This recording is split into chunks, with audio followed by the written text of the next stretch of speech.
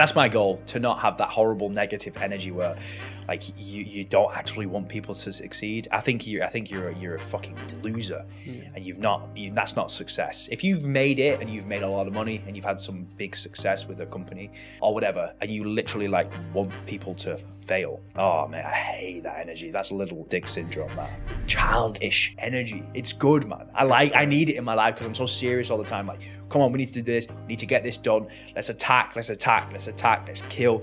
We've got shit to do. Come on, team. We need to work hard. We need to be the best. We need to get results. But at the same time, I like my childish, funny side because I'm crazy at the same time. Like, I like that, and I need to combine the two. So I'm going with the flow. I truly believe I've got one of the best lives you can live. Like, being free, being able to travel, the team I've got, network I've got around me. And people look up to that. And I want people to join with me. All right, man. Let's kick off. Let's do it. Sunday morning, man. Getting after on a Sunday morning. This is like the epitome of you. It's like a Sunday morning recording a podcast. Were you in the gym this morning? Yeah. Beforehand? 100%. Where? I went to the gym for an hour. Wrong gym. What were you doing? Did just condition, essentially. I knew I needed to do condition. Just doing weights wouldn't have helped me out in this podcast. Sweating, getting that heart rate up, cleansing the body is the one for me. It just makes me feel completely different rather than doing weights. Cardio for me is more for the mind. Have you always been into that? Well, training lots of football, athletics as a younger kid. What type? Yeah, just like maybe like track or 100 meter? No, I was more like 400, 800. I was 100 meter sprinter. Oh yeah? Yeah. So that's why I was, like, as in growing up, I actually wanted to become a sprinter. Yeah. And then how many Irish guys do you see in the Olympics as a 100 meter sprinter? Is that the goal? And then, and I was playing rugby too. And then I blew my knee straight open. And that's when I went into like all down the education, all down the business side of things, which was a blessing, right? It was the best thing that ever happened to me at 17 years old. I blew my kneecap straight open. Never play sport again, bear in mind I was told. I still went back, but it was that bad that I was never meant to do anything again contact. I like how you put your mindset into something else. You've got to, otherwise all that energy, all that drive, all that ambition, if you don't, it's destructive. 100%. So what is it for you that makes you want to do it? What, training? Yeah, and the conditioning. Oh, the conditioning. I think the conditioning is, I like being fit. I like being big, jacked, but also athletic. I think there's not that many people out there who have both. They would rather just be big and sculpt the body. But I like to combine both bodybuilding strength and being an athlete as well. So the CrossFit workouts, the conditioning workouts, lots of rowing, ski erg, bike erg. I don't do much running outside just because I'm pretty heavy. And I feel like my hips and my joints do get pretty fatigued. But I aim to be like an NFL rugby player. I love that type of athlete. I think that's one of the ultimate athletes you can be, where you can be fast and also powerful and strong. Who were some of your biggest influences? Influences. Yeah, even from a training perspective, just focusing on that.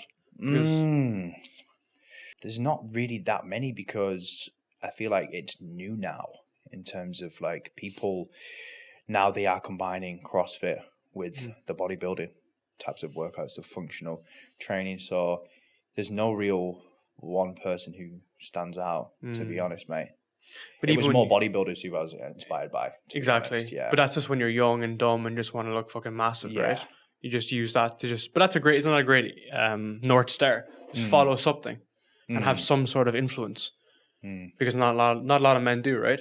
And then if you have someone who's in a different vertical that's killing it, and you move towards that, when you get to 95, 100 kilos, you think, oh, fuck it, I don't want to be just jacked. I want to be fit, healthy, and I want this 360 view of my fitness. Yeah. But you need to have that initial first person that you go after, right? Which is in fitness, training, everything. Yeah, that was more bodybuilders, I would say. My goal was, when I was just starting out, to be a bodybuilder. But then I got injured, so I changed routes. Makes which, sense. like you just said, was a blessing. That's what it's all about, right? Yeah. Learning from that pain. Not a bodybuilder, mate. I'm more of an athlete. I'm a businessman. Well, I try. Taking a step back, why do you do what you do now? Oh, in terms of what training? The business, the training, for everything. others, mate. For others. I don't think I would be here if I didn't do it for others. I wouldn't be motivated. I wouldn't get out of bed. I wouldn't be inspired. What was the reason for that, you think? I know my gifts and I know what I've been through in life.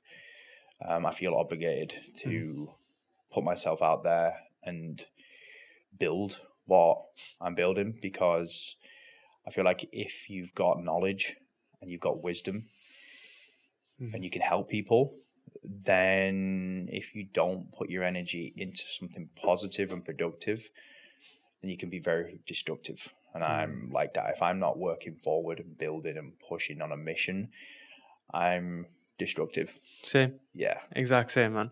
And I think in my early 20s, I was quite similar. It was like, I didn't really have that vehicle. So I didn't know what I wanted to build. And I was just kind of like pissing about in and out of Ibiza, 3-day benders, coming out of clubs at 6 a.m. And I didn't really have that solid foundation of what I wanted to do. But then when you found your vehicle, you can just go all in on that. So what do you think that inflection point was? Because you've always had a background in fitness. Did you want to build up on that with a business? I think it all started when I was into bodybuilding from a younger age. So I won a few decent competitions like Mr. UK, Mr. Northwest, and the trajectory of where I was going to go, I was going to be like, I thought I was going to be on the Olympia stage. I think I would have been. Why not? Yeah. Like I was 17 and I would be natural and beat people who were 35 on steroids. And like, it was that energy that I had for that and that discipline, that training, that hardcore work ethic. I achieved a physique like you wouldn't believe at 17 years old. So achieving that and that drive of wanting to become on the Olympia stage, I had a lot of energy. And when I got injured, I then thought it was the end of the world. But I knew that if I didn't put my energy into something else, I was just doing drugs daily, depressed, couldn't train, out of shape, just a victim. Yeah. Started to not work as much, started to give up, started to feel sorry for myself.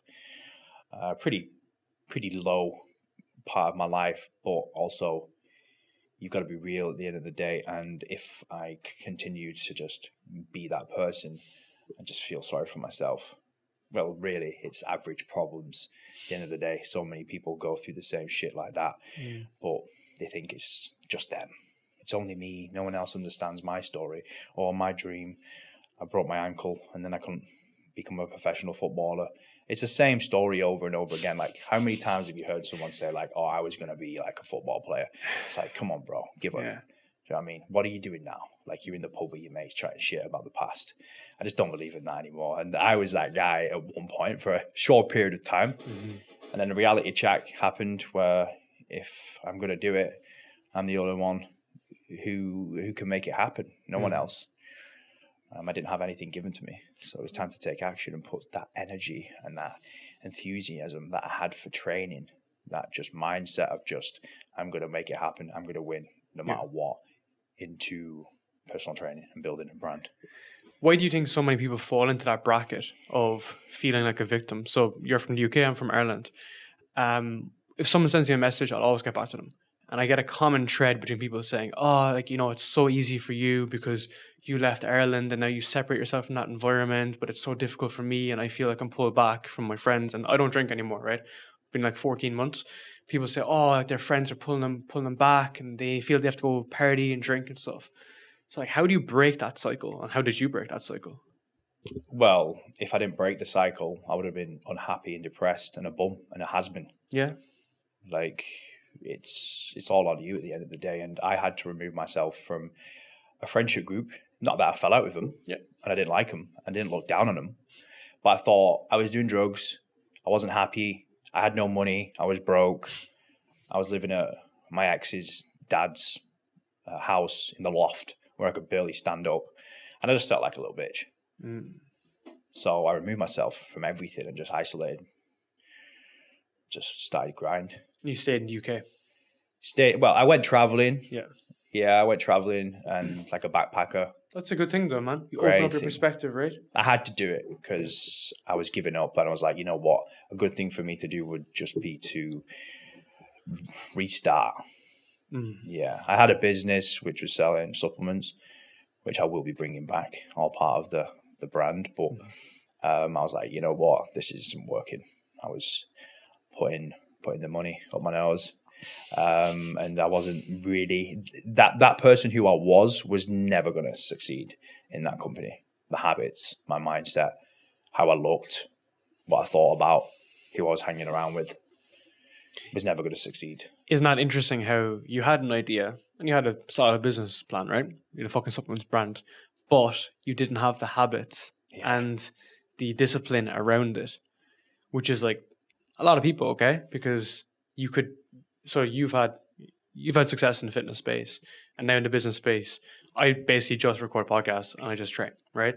So you could transform your skills into pretty much anything to some degree, learn something new, and still have a very good shot off it, right? But if you don't have those core fundamentals of consistency, discipline, and actually just a desire to go all in, it's going to fall down, right? And that's what just happened to you. It's a perfect example. But you were still way ahead, right? Does that make sense? Yeah. Because you still did it, but you couldn't keep doing it. Nah. I had to work on myself mentally. Yeah. I had a lot of things that I needed to develop within myself and delve deep, because I just wasn't truly happy with who I was, my thoughts, my feelings. You hadn't pushed your potential, right? Yeah. It's all about that for me. It's about pushing.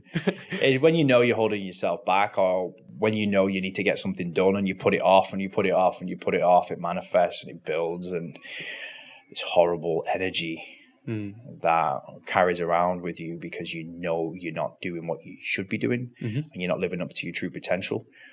I'm a horrible, angry cunt if I don't get shit done, mate. I'm horrible. Like, I hate myself. Why? Because I just know what I'm capable of.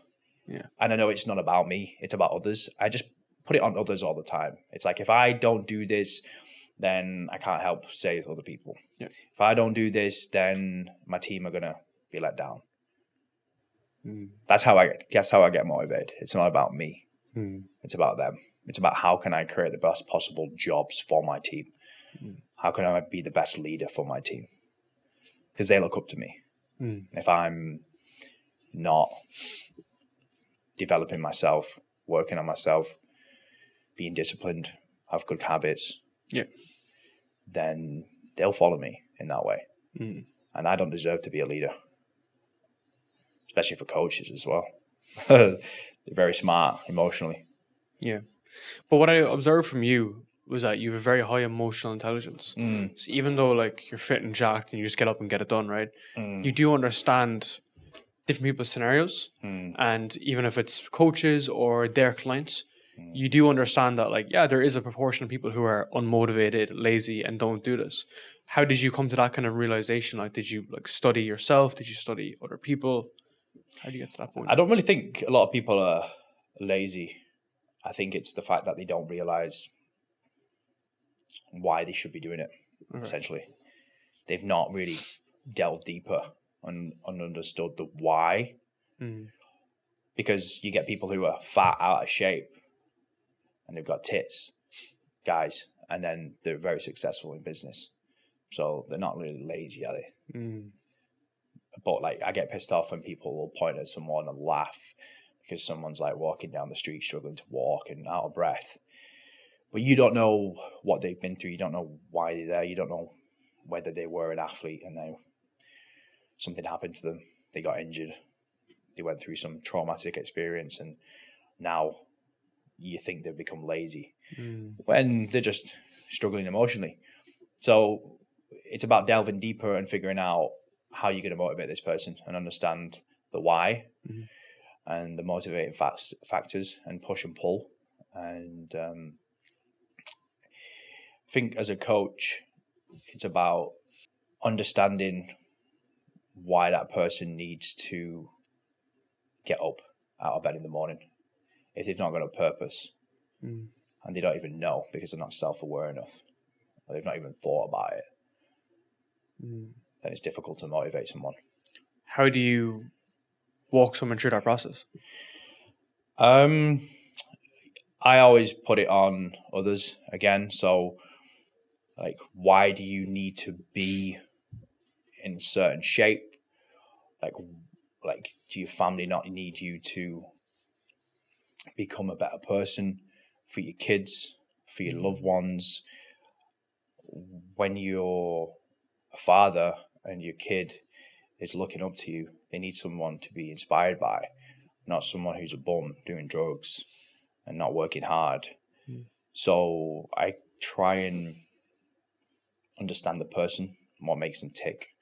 And then from there, we try and see all the positives in bettering themselves, and staying the same right now is going to just manifest into a negative mindset and life, essentially.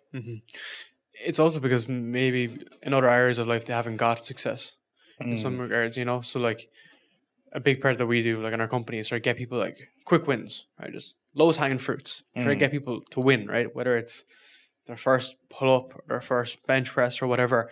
That's so important because you need to show people that they can actually be successful, because there seems to be this gap between the people like you, not you particular, but I mean like the top tier elite dudes, and then everybody else. Whereas like most people can get to that stage, right?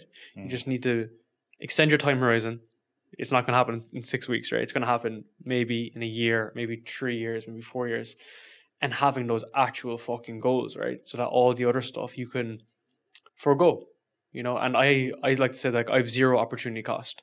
I don't drink, I don't party, but I don't feel like I need to, because I'm working on something that I enjoy. And I love doing these conversations, right? You're fulfilled. Yeah, so like I don't feel left out, right? I drive around here and I see DJs that I would have seen in Ibiza on the signs, and I'm just like, that's cool. Like, I don't really care. It's cool though, right? And that for me took 6 years of examining my mind, 3 years of recording podcasts, and I'm only beginning to look at it now at 27. Yeah. So it's a long road, is what I'm trying to say, right? And I think that time horizon is something that people don't really particularly look at and realize how long it's going to take. People are just trying to numb themselves, mate. Yeah, with all different desires, temptations. They would rather go out, party, waste money on a shitty night out than do the hard work. Yeah. But really the hard work is going to be worth it long term. So it's just that instant gratification that people talk about.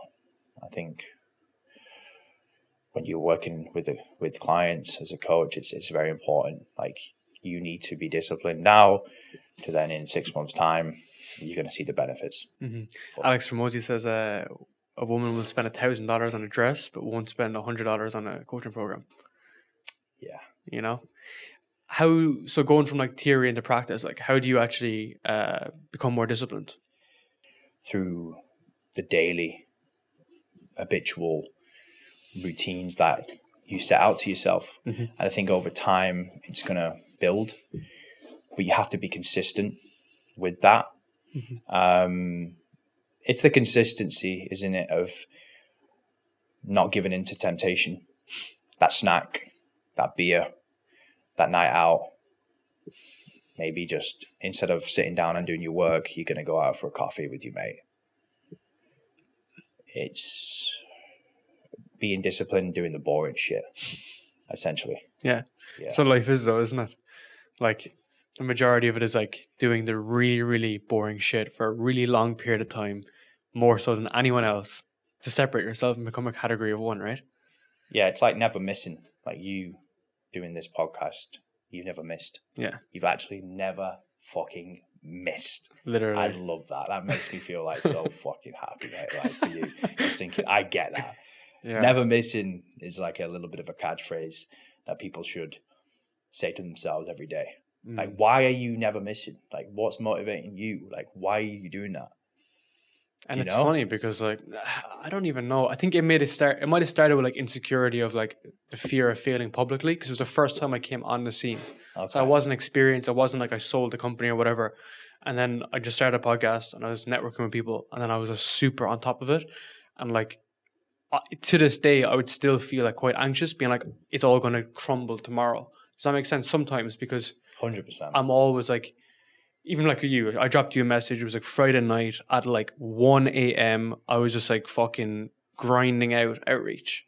And I spoke to one of my friends recently who's like super successful business. And he goes, dude, you need to outsource your outreach. And I was like, nah. I was like, the difficulty in doing it is what makes it. Mm-hmm. And that's what makes me be able to sit down with people like you on a fucking Sunday morning when you have 101 other things you could be doing, right? So it's that just, I don't know, becoming like borderline addicted to it, but then it's a positive return, right? Because I could be addicted to anything, and I was over years like drinking, smoking, dumb shit, right? But it's about finding that vehicle and just scaling the shit out of it.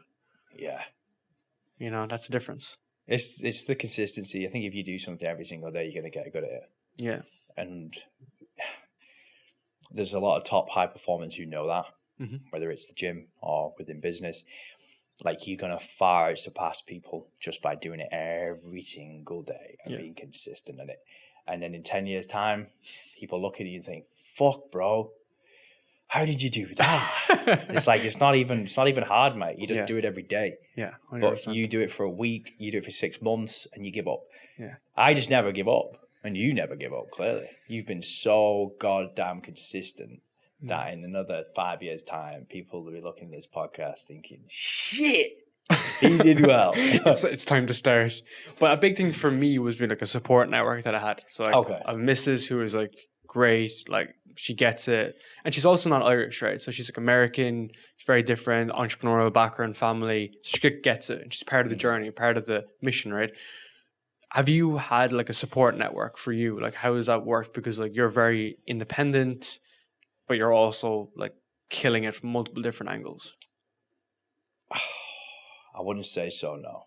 Really? No. Why? Yeah, I've never really had much support. Mm-hmm. No, it's been on my own, mate. Yeah. What about some of your... No one really believed in me, which I'm not saying it's like a victim thing. Just no one believed in me, mate. I was always the kid that wouldn't concentrate, wouldn't study, wouldn't revise, had loads of extra tuition, failed loads of my GCSEs. Yeah, I was the back of the class, the last set. Mm-hmm. And because I knew deep down that I was a little bit different than the others, and I was more of an entrepreneur, and I had dreams. I was always looking out the window, dreaming. I'm going to get there. Visionary, man. Yeah. I was that kid. I wasn't like a bad kid. Yeah. I just didn't listen, mate. I just didn't want to listen. I just thought this is a waste of time. And now I know why. You know James Smith, the guy from UK? He had a clip with a guy recently who was saying that never look down on someone who's like an idiot at something, right? Like, you said you failed your GCSEs, and someone will be like, oh, he's not smart. Because that person who's an idiot at one thing is a master at something else. Yeah. And it was a guy that he was interviewing that was like an SAS like pilot. He was in like the fucking Marines or something. And he was saying the guy that could shoot a ballistic missile from 50,000 feet and hit with complete accuracy couldn't spell. Oh, I can't spell. Right? So this guy is a genius at one thing. Yeah. He's a genius at it. And the dude can't spell or he can't like do other stuff, right? He doesn't need to.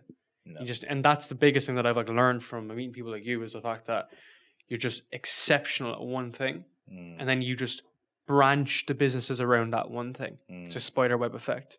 You don't need to go too far out. You don't need to build a fucking writing app. You don't need to. You just need to focus on those core components, which I feel is a detriment to kind of like the social media space where it's like you need to have a software company and an agency and a coaching business and a consulting business. I don't want any of that shit. I just want to do one thing better than 99% of people that have ever existed. And it's exactly what you've done.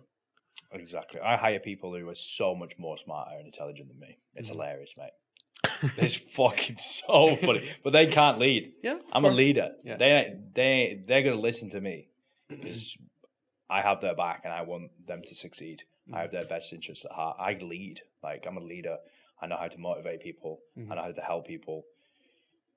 But other things to do with the business, I'm not going to even attempt. I need to hire people and pay them fucking well to pull them in. Yep. That's what I do now. You know your weaknesses. Yeah. I was going through your work yesterday, and I was going through this leadership point, which I really want to dig into. And I was like, who do you remind me of? You remind me of someone. And you remind me of someone in your, 300, the movie. True Hunter? 300.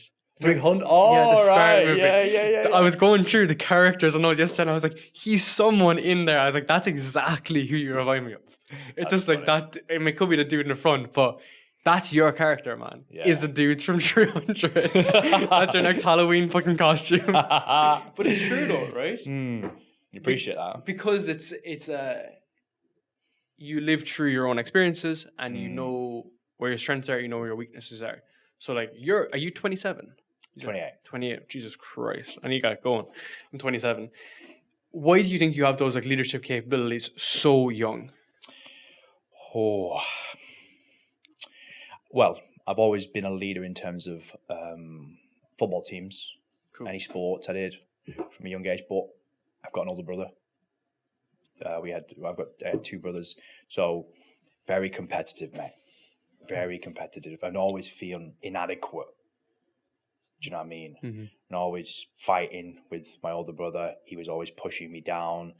It was that competitive edge that I had from a young age. So that bred me into just an absolute monster, mate. Like, if I really believe I would jump in front of a bullet for friends and family. Like, I'm that guy who's going to run through a door and he's going to go ahead first. You know what I mean? Come with me. Like, who leads into the unknown. And I think that's what like a brother should be, someone who will look after another man, whether like, do you know what I mean? Like if it's like an altercation, like a fight, let's say a fight, and like this guy's coming onto you and you don't just leave your mate. Like I would never do that. I'm someone who is gonna like fight to the end, essentially, and look after. Yeah. I just care about looking after people. Yeah. Essentially, but anyway, getting to like leadership. Feeling inadequate. I would say I was always the guy who would, if I got tackled and we lost the ball, you could count on me to get up and chase them down. The engine of the team, who would never give up. And then, do you read much on it? Do I read much on leadership? Yeah, I've read a lot on leadership. Why do you think you became like a leader so young? Like, why do you have those capabilities and those skills? Okay, so yeah, I think as well, my younger brother who passed away, he was sick mentally, depressed, anxiety riddled from a very young age. So I had to step up and help him and be there for him and support him. So I became a leader for him. Well, I tried anyway. That was it. It was like, I need to become better. I need to work on myself so I can pull him out of that negative place and become like this savior for him. So my life from maybe 16 was dedicated to building myself up. I think I've analyzed this a hell of a lot, like fucking for years, just tried to figure out why I am a certain way and why I became this person. And I think it did all stemmed from trying to help my brother get out of a negative space. And that's why I'm dedicated to helping people, saving people. That's what I do, because it's built in me. I just feel people's pain a lot.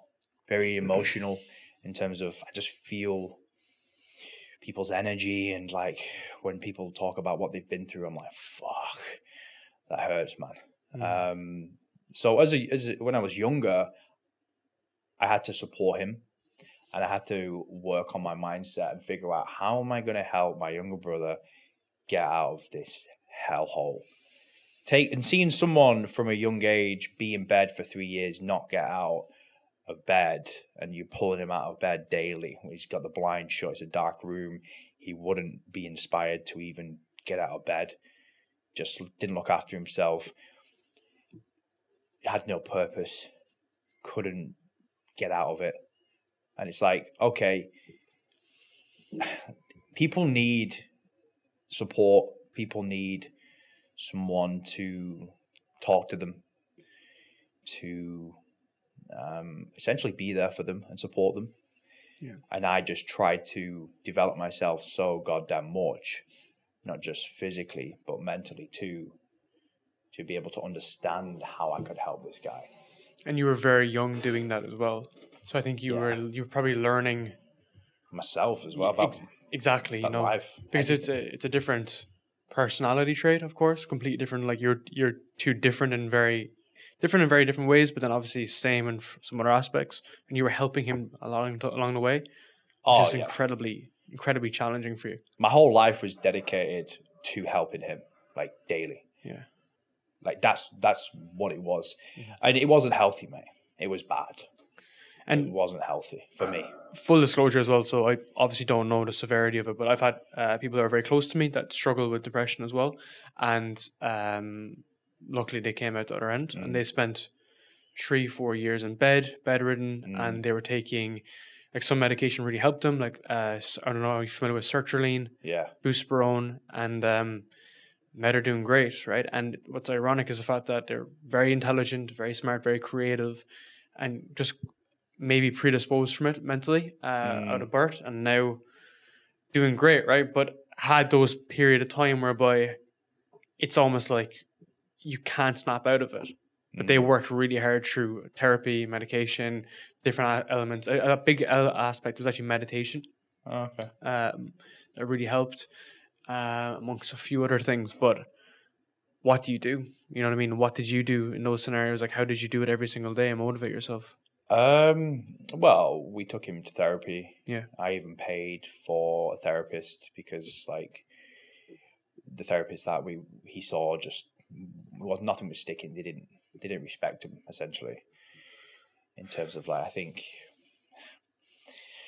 that's why people on my team will respect what I say, because of what I've created, who I am, what I look like, what I've built. Like, someone could say something to you and then someone else could say the exact same thing. But if you're not inspired by someone, maybe so because they're on the street and they're sitting there in the corner of the road with the sandwich, and they've got no home and they're homeless, but then someone else would say the exact same thing, you're like, wow, you're mesmerized by this person, how they look, how they present themselves, their energy. People need to be inspired by, I would say, like a character. Yeah. Someone to look up to. So that's why I did the work. That's who I needed to become to essentially save him. But at the end of the day, like, my dad was there as well. My mum, they did everything they could to help him, everything. And that's hard to see. It's hard to watch, and it hardens you up a lot, toughens you up. But I just thought, like, as a brother, you look up to your older brother. So it's like I had the opportunity to really have a big impact on him. And I knew that. So that's why I did the deep work. So you've done the work, and therefore you're a good example. You get me? You're not talking from a 50-foot. It's not like, here's my advice. It's like, here's my experience, and here's how I can help you. That's the difference, right? Did you have any experience with therapy yourself? Yeah. Same. 100%. Yeah. How did you find it? Good. Yeah. In my team, I have a therapist on board working with us because I try and make mental health normalized. I pay for a therapist to help my coaches. I pay for a therapist to help my clients, my team. Anyone on board can have sessions for free because I know how expensive it is and what my little brother went through. You only get like 5 sessions for free. In the UK? Yeah. Fuck, so, like, people can't afford it. mental health needs to be looked at more than the physical health. Like, people just push past it just because you can't see someone's mental health. Usually you don't know what's going on. So we bridge the gap between the physical and mental and combine them both. It's all to do with working on your demons, figuring out what's going on, what you've been through, the obstacles you faced, the story that you told yourself. There's loads of people out there who have imaginary evils, essentially, from the story that they tell themselves. It's just complete BS.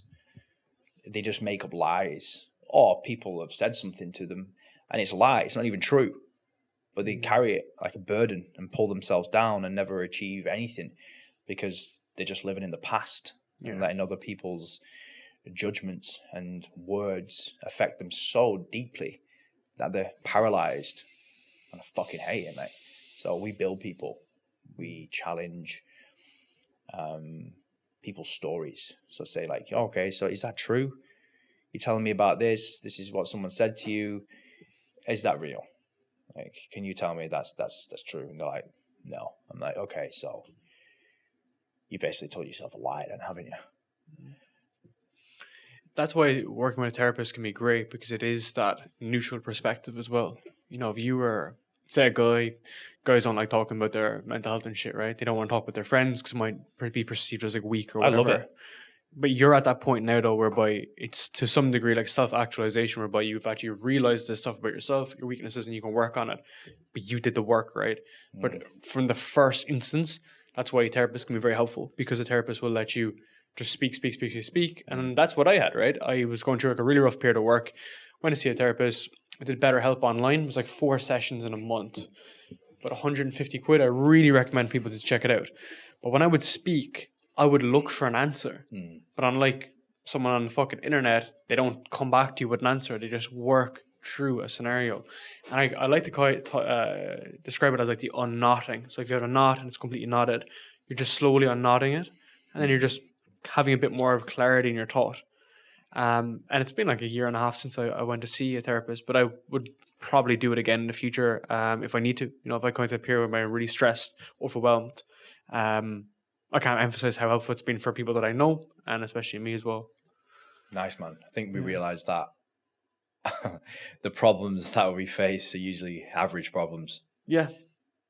Like the therapist is probably listening to the same story over and over and over again, but we think it's the most traumatic event ever. And it's like, to be honest, like that breakup that you went through, like it's the same as everyone else's story. Like, it's not special, mate. And I think we need a reality check. Yeah. And we can have one conversation, one interaction with someone, and it can change the trajectory of your life. And that's why I actually had planned to do it for like 3 months. But after like a month, I done like 4 sessions. They give you enough information to be like, go and do stuff. Like, as in like, go and do this after this. And it's like an exercise, and you find yourself. I was really anxious, and I was really snappy. Okay. Short. I was like just short, very short with my girlfriend, very short with other people. And I realized that like how I could do that internal work. And as a result, it was great. Now, if you compare that to other people who had a lot of trauma growing up, and like actual trauma, and I don't know, are you a fan of Tim Ferriss? Yeah. So Tim Ferriss kind of went off the grid the last couple of months. He recently did a podcast with Rich Roll, and the reason why he's off the grid for the last couple of years is because he went through like a lot of childhood trauma that came up when he did a silent retreat. So he did a 6-day fast in 2017. He did a silent retreat, and he was microdosing psilocybin. And as a result of doing that, he had a lot of abuse from the ages of 2 to 4 that he was recalling. And he spent the last 6 years working through these scenarios. And the podcast, when it came out like 2 days ago, it's phenomenal, right? Because someone who has examined their life so closely for so many years, super, super successful entrepreneur, like multimillionaire. And now he's gone back to base camp and to rebuild his mind. Zero, start one, day one. Starting again. And no one examines their life closer than Tim Ferriss has. So he just went off into the wild pretty much in terms of like as a metaphor, to figure these things out. And he was super optimized, right? So he had his health dialed in, his food dialed in. He wrote like 1 billion books on how to be optimized. And he calls himself unoptimized now. Because why optimize something if the brain isn't in check? Big reality check, that. Crazy. So he spent 35 years optimizing his life. I think that's a good thing for society, though, to see that, to be honest. Do you know what I mean? Like, no matter how many books you've read, how many books you've written, you can still crack. Do you know what I mean? I think that's a positive thing, because I think we always have this hard shell. I do, anyway. But you have both, though. That's the thing, is that you are like hard as fuck, but you're also on that emotional side, which is crazy. Like, I heard stories that you were saying that you were like crying on like a treadmill and shit when you were going through the hardest stuff. But that's it's rough, but it's real, right? Yeah. And it's not fucking bullshit, and it's the reality, you know. Yeah. And this is actually quite an emotional conversation, man, and because it happened to you and it's a tough scenario to be in, right? Yeah. And now you're just trying to help other people that are going through some things that are quite similar. Yeah, like it's that obligation thing. Like, I went through that with my younger brother. I've learned a lot of tools. I have a big insight into mental health. I have a big insight into how to pull people out of a bad spot. Like, we've helped thousands of people. Like, there's some of the transformation, like I know how to help people. That's what I'm good at. And if people understood the level in which you can actually change within months,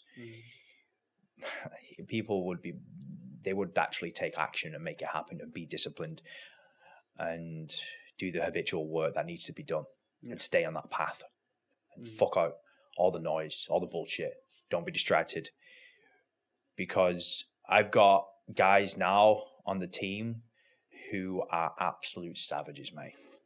I'm building badass motherfuckers. That's the goal, mate. People who, and I believe a badass motherfucker is someone who can run through a wall and take some motherfuckers out, but also can cry and get deep and emotional and open up in the next hour. Yeah. Do you know what I mean?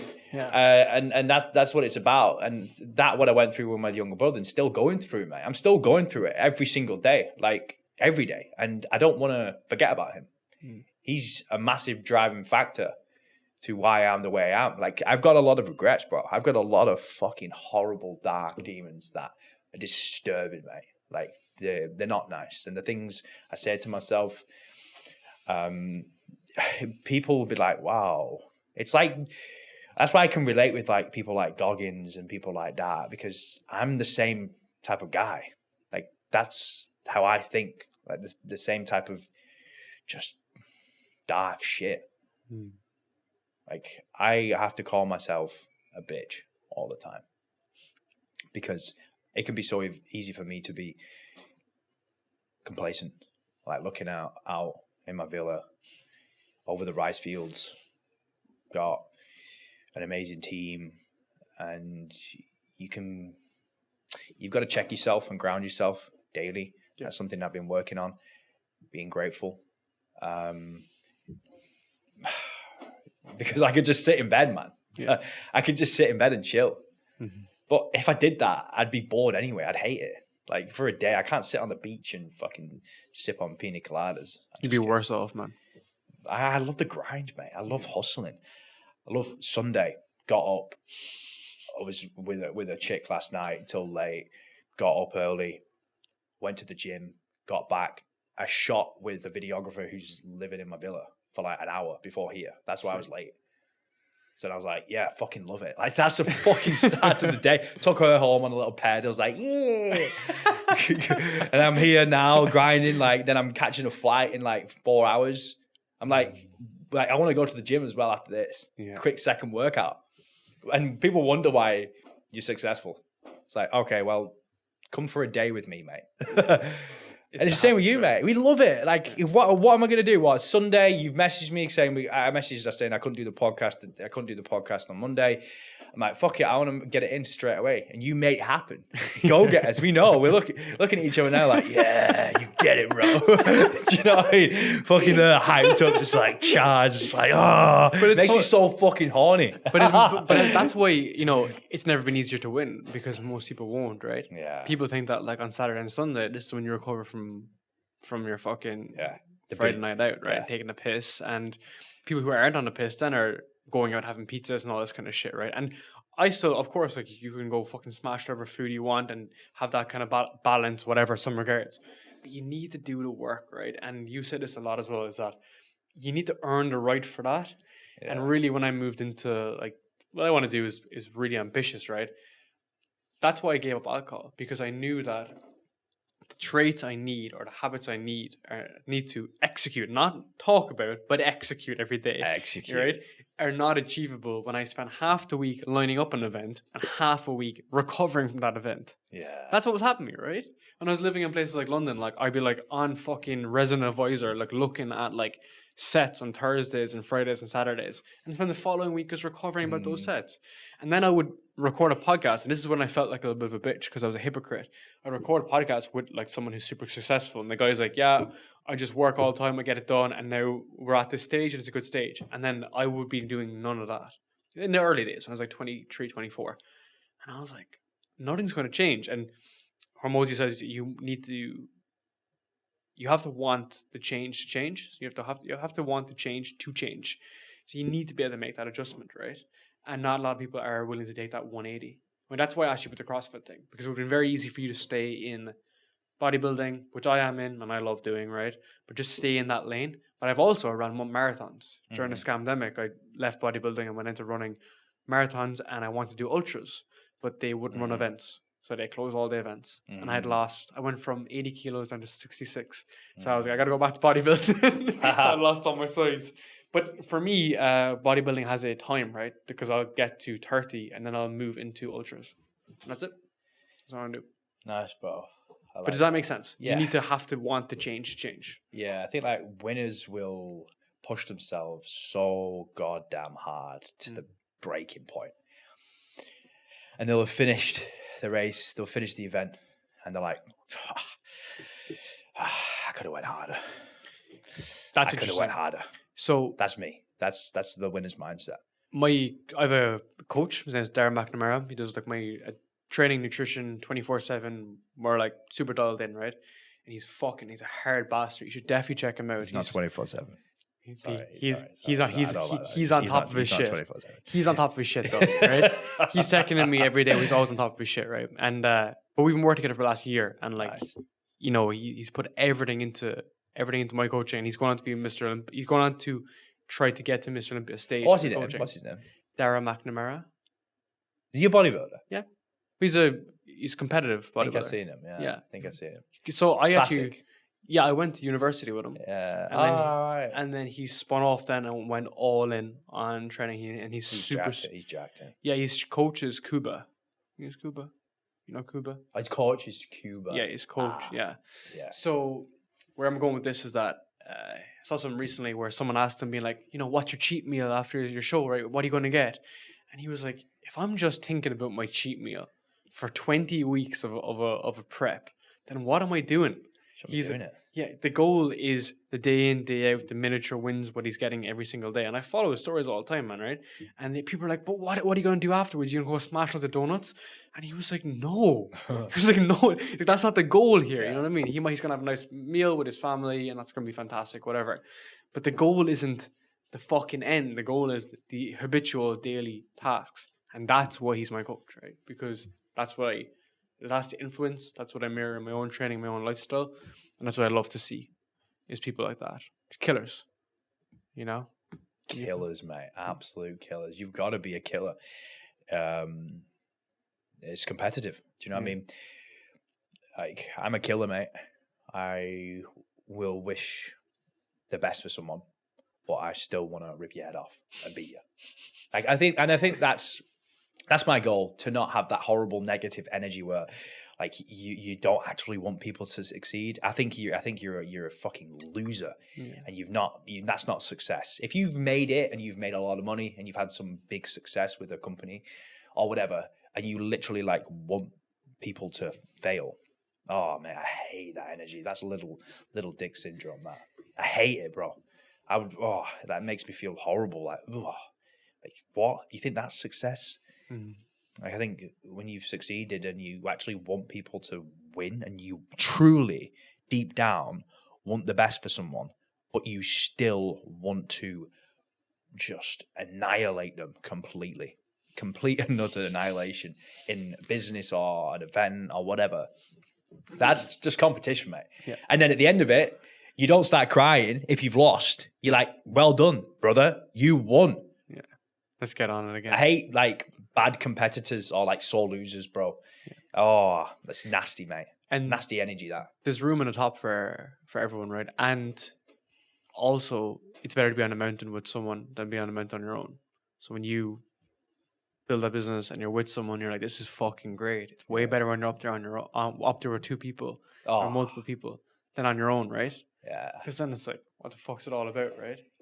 And you see it on online space a lot. I definitely see it on the podcast space as well. There was a lot of guys that I spoke to previously and stuff that deliberately tried like cut you out. They're like, oh, he's too big now, or we are competitors now, or whatever, and they'll try to. I see that. Yeah, it happens a lot, right? But then competition is for losers. Peter Thiel says that. It's for losers, it's for dorks, right? Like the competition to the point whereby we're going to chop you down. And I've had this in the past, right? But we can work together, and that's why I do intros for people. I introduce people. I put people together. I'm the midfielder. I try to introduce people and try to see how we can all work together, because we can all do it together in that group of people who are striving and pushing harder. And when you bought the ticket, I said this to my girlfriend the other day. It was like, once you buy the ticket and you're fully committed, people want to help you. But if you don't buy the ticket, they don't want to help you because you haven't bought the ticket, right? Makes sense? Not that you're not in the club, but you're not willing to put the work in. But then when you put the work in, it's like, yeah, you need this, that person will help you. You need this, that person will help you. That's the difference. Well, you got a lot of success zombies, haven't you now? In business, especially the coaching space. Like, how can you coach someone in business when you've never actually built something yourself? That's all we experience in Bali, bro. In saunas here, mate. I'm like, I'm talking to people and they're like, what do you do? I'm like, a coach. I'm like, and I know straight away, they're like, are you a coach's coach? And I'm like, well, to be honest, I do have coaches who work with me. I'm just like, no, I can't even say it. I'm just like, yeah, it's a little bit different, mate. You're an astronaut. Because that's what the world has come to, mate. Like people trying to fake it, just fake it. And, man, so many just fake business coaches out there who haven't built anything. Like, how can you teach someone? And you know what, bro? Good luck to them, because they're gonna feel so crap inside. They're such a fraud, such a fake. Never walked the walk. Like, it'd be so easy for me to just set up a business to teach coaches. I'm like, nah, I'm in it for the long game, bro. And I think when I speak to people and they're like, yeah, I want to be here in like 5 years, I'm like, their vision ain't big. Their mission ain't big. I'm like, when I die, what am I going to leave behind? What legacy am I going to leave? Like, where's the business going to be at? How many lives are going to change? I'm thinking when I've died, not now in the next 2 years. Like, that's short-term thinking, man. And that's why, sometimes I fucking hate platforms like Twitter, because you have people that are like, oh, like, this is how I make like $10,000 a month and how you can do it too. It's like, you make $10,000 a month, which is a lie, by the way, and you've made it up, right? It's all fictionary. But then the next month you're doing nothing anyway, because your business is completely unsubstantial. Right? So you've done the work. You're able to unsustainable. And you're not able to have any sort of longevity in it, whereas what you're doing is generational to some degree, right? Oh, yeah. 100%. You'll want your family around you to either learn from you or to continue on what you're doing to some degree. But everyone's thinking in days. So when you're thinking in decades, category 1 again. You're just on your own, right? 100%, mate. I'm just like, why are you thinking in like years? I'm thinking like, when I die. So I know we're recording a podcast, but one of my pet peeves is people who just talk about it, like you said, the sauna effect, right? It's like just talking about it versus actually executing on it. And I think the reason why for that is because there's so much cheap dopamine you get from telling people your goals, right? Oh, right? To keep your mouth shut until you fucking made it. 100%, man. And the best thing to do is just to either tell no one in general, because I always realize this, that like the richer you become or the more like famous you become or the better you are or something, you know, the more prestigious you are, the less you say anything anyway. Yeah. Because it's all just there. Like the evidence is on the fucking table. I know nothing, mate. I just keep thinking that. Day one, every day. I know nothing. I don't know what I'm doing. I'm just guessing. See what sticks. Enjoy the process. Yeah. Have some fun. Yeah. Don't take myself too serious. How do you balance that? Because I've definitely fallen victim of just gone like, sometimes I can just go too heavy on the business side of things. Well, my experiences, I've fucked relationships up, mate. Essentially. Yeah. So, like, I've fucked relationships up where I'm just like, wow, I have to change. I cannot be that person. Just working every day, all day, not rewarding myself with anything. Just isolation as well. And now I have more of a balanced approach. Like, that word for me, balance, is difficult to say. Yeah. Do you know what I mean? But at the same time, like, what makes me happy? Son, living in a good place around good, happy people. Bali is amazing for that. I was literally driving this morning on the back, and she was on the back of the scooter. I'm just like, look at all these Balinese people. They're just so happy. I'm just there like, yeah. Do you know what I mean? Just that energy. Do you know what I mean? Like childish energy.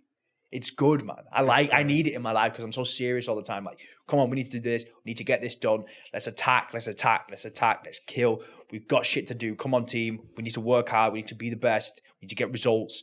But at the same time, I like my childish, funny side because I'm crazy at the same time. Like, I like that, and I need to combine the two. So I'm going with the flow.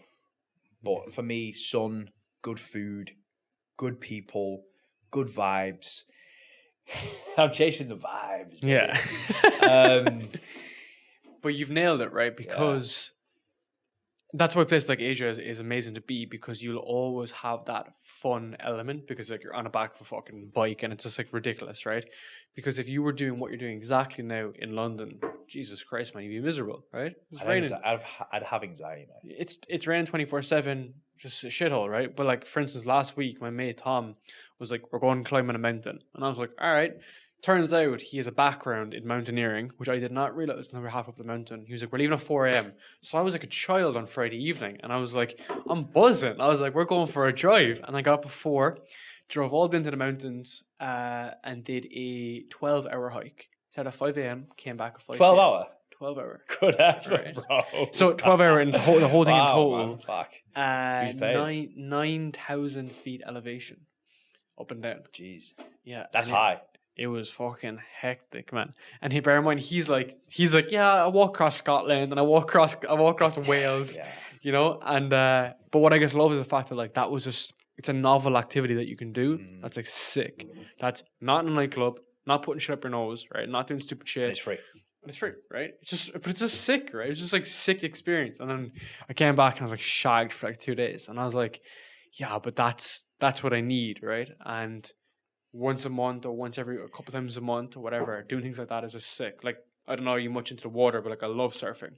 And I love surfing here, and I'm shit at it, but I do it and I get better at it. And that's the different part that satisfies a different part of my brain. Probably like conditioning to you. It's that surfing is so technical and so different that it requires a complete different set of skills and mental compartmentalization. So then when I'm on the water, sunrise in Bali, sick. And that's play, right? You just got to figure out what really truly makes you feel fulfilled. Not any exterior object, potentially. I like that. I like nice things. I like designer clothes. I do like cars. But essentially, I don't really need that at the moment. I need to focus on what's going to move the needle forward. For me, waking up, having a coffee, grounding myself. The Nescafe fucking instant coffee. It is though, bro, isn't it? Humbles you, man. You know, the last time I had that was when I was... Do you know what I mean, though? Like, it humbles you, bro. When I'm putting that Nescafe, I'm like... Instant coffee. Yes, fucking 2p, like boom, maybe less, whatever. I used to bring that to the library with me. I used to study in a medicine library, and I used to bring it with me, and I used to rail with 6 of them a day. Swear to God, in my early 20s, I used to study in a medicine library with doctors, and I would just go up and just fill it up in a fucking canteen, and it was a lot of shit. And I know the feeling of it. The Nescafe here is actually fucking, it's nice. You know what I'm saying though? Like, I love grounds it. you, man. Yeah, 100%. 100%. It's fucking coffee, mate. Chill out. Like, chill. Yeah. You can go and get your Starbucks coffee, but when you know you don't need that Starbucks and you're just gonna get your Nescafe, it's something that makes me feel good. Yeah, like just there, like getting up nice and early, sunrise, sitting on the grass, having a coffee, looking out in the rice fields, sun's coming up, just being at 1, ringing my mum, give my mum a call. I'm just like, nothing beats that. Do you know what I mean? Nothing beats that. 100%. No sex, nothing.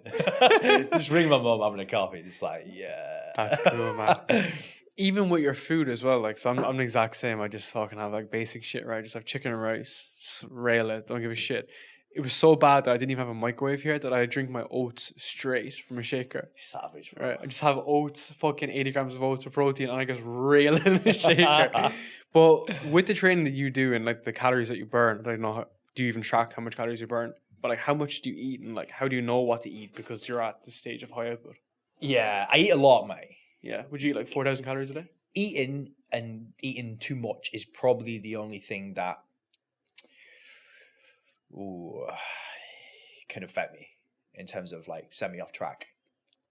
Like, I don't really go out party anymore. Don't do drugs. I think eating is like something that I enjoy out of life, but if I go too far, I can get fat. So it's like having too much food is really kind of where I've got to now, which is essentially gonna make me go off into a negative path. If you get what I mean by that, I probably didn't explain it right. Just because you slam so much, your metabolism probably even increases your desire for like carbs and shit in your brain. Just goes off. That's it. Yeah. My desire for food is high, but I don't eat junk food, mate. I eat lots of fruit, veggies, yogurt, steak, eggs. Good quality whole foods is what I aim for. I will throw in some junk here and there, but I think when you've eaten the way I do, you function at a higher frequency, higher level. You're full of energy. You don't have any dips in the day. You're literally fucking full of life, right? Because you're eating well, nutrient-dense foods, packed full of all the vitamins and minerals you need, essential fats. You're just full of energy, mate. So like when people come to me and like, I've got no energy, I'm like, diet, get your diet right. Simple as that. First thing. If you change someone's diet, it can change their life. And what type of carbs are you eating? My fruits, bread, rice, some noodles. Would you have a lot of volume? Banana bread. From Papito? Papito? Which one's that? You know where do you get your food from? The supermarket? Oh, no, I eat out. Oh, you eat out? Yeah. Majority of the time I eat out because I like to eat out and work at the same time. It's like, again, it's my enjoyment. Yeah, 100%. I eat a Body Factory, man. I order a Body Factory. No. So but when you're in there in dispenser, they can bring it in. So man, think about this, right? I finish training. I order like fucking 400 grams of rice. 400 grams of rice. Yeah, I'm on a deal a week at the moment. Right? That's actually what I eat in a week. That amount of rice. Yeah. Fuck off. No. I get 75 grams, mate. No, I don't have any other carbs though. Right? Okay. So I wouldn't be like fucking with bread and shit, right? So then I'd have. You've got straight, bro. Yeah, I'm very bodybuilderish now. I'm very like that. I don't eat like that. But you got basic bitch diet, man. But from there, right? Once I order it, I can eat in Body Factory and like come home and it's taken care of, right? So then I don't need to be like fumbling with like fucking cutlery and shit. I don't like eating like that. You don't? Nah, I can't eat like that. What would be your approach? Like, a breakfast to me is when I eat out. It's like egg bacon roll, like Where? a small one. I'm eating at a place called a Shortcut Cafe. Cool. It comes in like a huge fucking plate, and you have like loads of different dishes. So I've got like a little bacon and egg roll. It's only small, so I get away with it.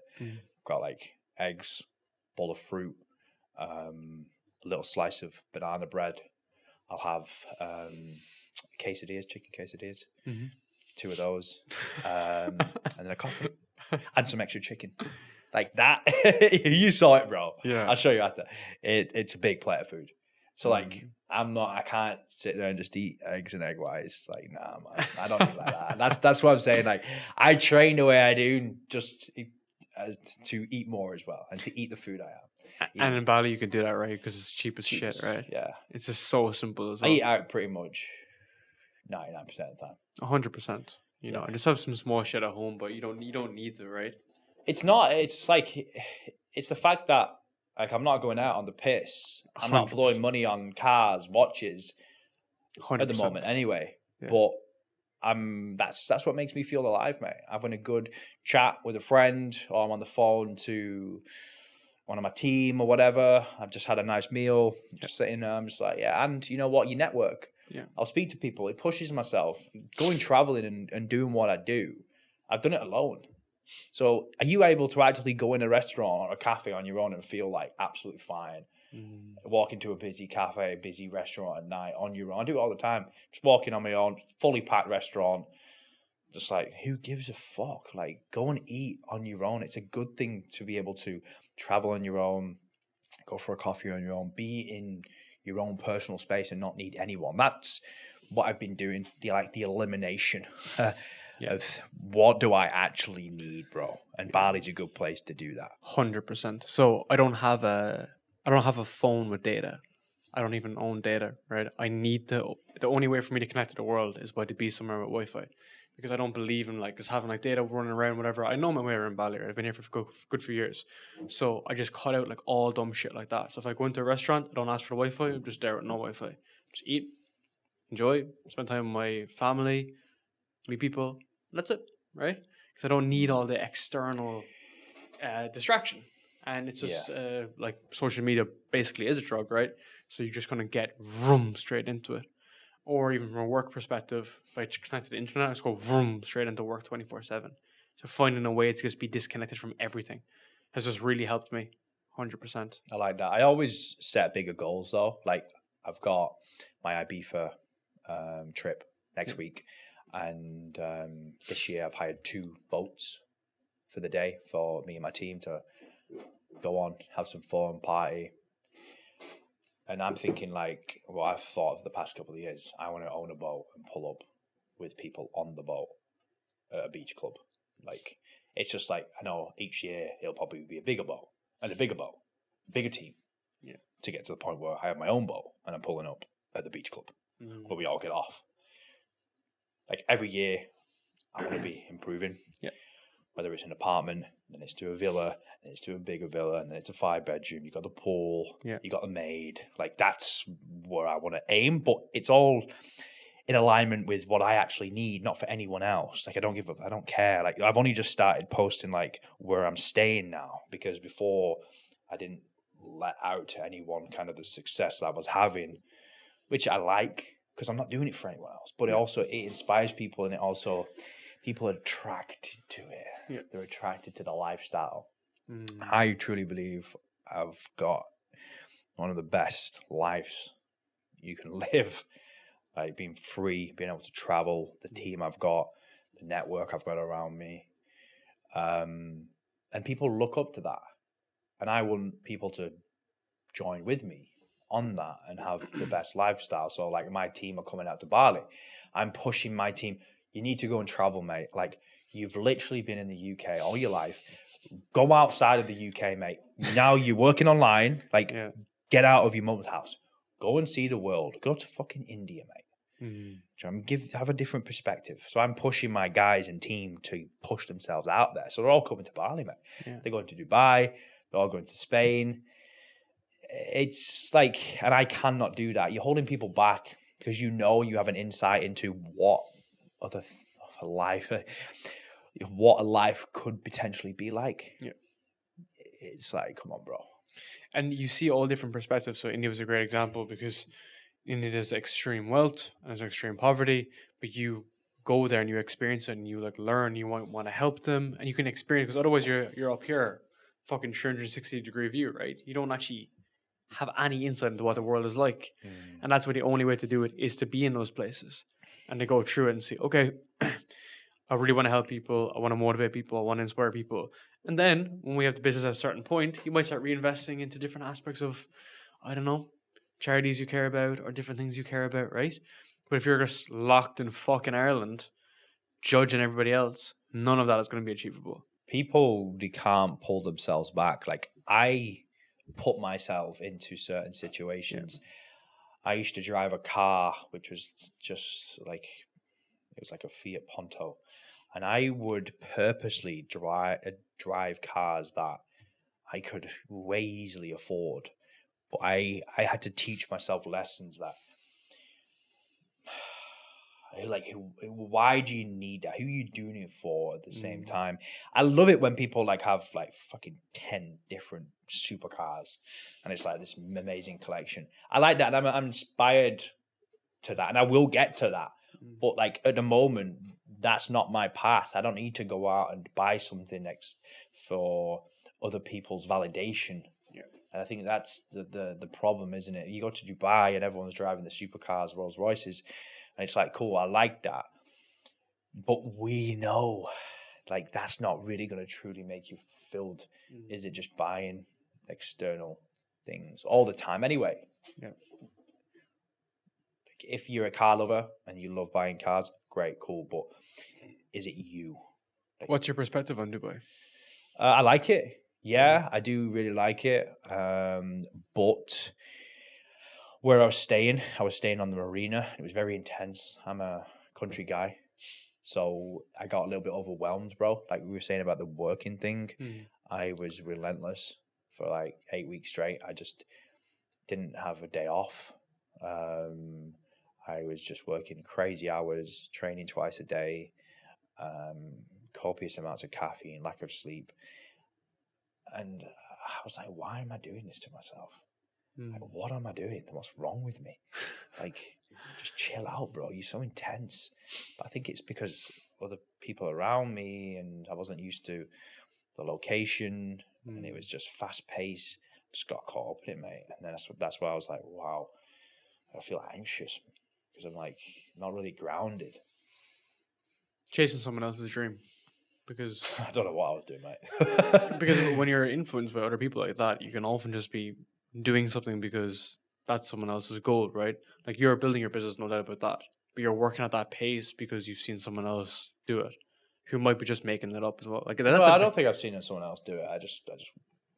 I wake up every day feeling like there's not enough time, mate. And that's a good thing, right? Cause, every day. Yeah, because like rich people view time as scarce and poor people view time as abundant. Yeah. Because they think, oh, I've plenty of time. Just chill out, watch the footy. But wealthy people and successful people view time as scarce and they go fully hard into something. But you need to have that lever, okay? Which is where places like sometimes like Dubai can obviously push you too far one side. Yeah, I'm intense, bro. Like when I'm doing something, I'm going all in. Yeah, it's to the max. It's extreme. Yeah, I'm extremist, mate. Whether I used to party, I'm going out and partying, I'm going all in. Whether I'm doing a workout, I'm going to fucking go all in. Yeah. Whether it's business, whatever I do, I'm going to push myself to the max and test those boundaries and limits. I feel like spending time in Dubai, Bali, Spain, traveling around is going to be good for me. And just traveling around the world, mate. There's so many places I want to visit. I think we become complacent. Like you could easily become complacent in Bali now. 100%. Do you know what I mean? 100%. Go to Japan. I want to go to Japan, like places like that. Yeah. So cool, man. Yeah. Like let's spice it up a little bit. Stop being complacent. Put yourself out there. If you feel like you are becoming complacent, then switch it up a little bit. 100%. Change at the mainframe. Wake up at 4 a.m. Do a wild workout. Climb a fucking mountain. Do something fucking stupid. Yeah. That's the plan. All right, before we finish up, I want to ask you one last question. So what's success to you? waking up in the morning and feeling fulfilled. Yeah. Sick, man. Yeah. That's it. I want to say a massive thank you, man. Thanks, bro.